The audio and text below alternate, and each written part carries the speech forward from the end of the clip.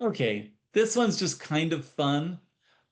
Visualization of higher order tetrahedrons.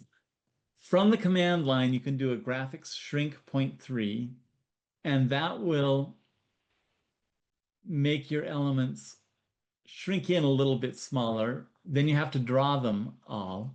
From the GUI, you can come in and say options, mesh default, and change your element shrink. Notice that here, these are integer values. So instead of shrinking them on a factor from 0 to 1, it's from 0 to 100. And actually, it actually showed that, yeah, the value is between 0 to 100, set the shrink factor. Let's just do this from the command line for now.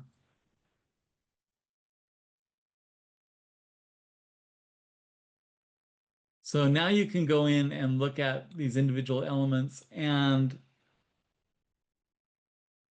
the shrink factor now, you can actually see on those curved elements that they aren't just straight lines.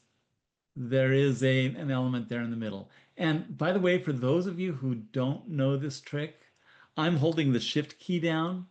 So if I do a shift key and then do a left mouse rotate, it rotates about the location of that. This is not a new feature, but it's a feature that every time I show that to somebody, it's like, oh, I always wanted to do that. So it rotates, picks a location where your currently mouse is at when you do the left click and rotates about it. The other thing that is now the Cubit will do now is if I go into my settings on either Windows or on Linux. So here I'm on Windows 11, and there is if I search for dark mode, it brings up the settings panel. And if I say select dark,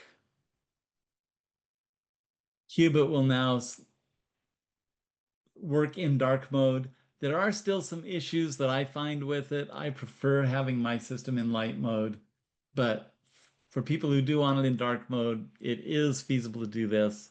I think there's some additional work to do on it, and we will continue to work on that.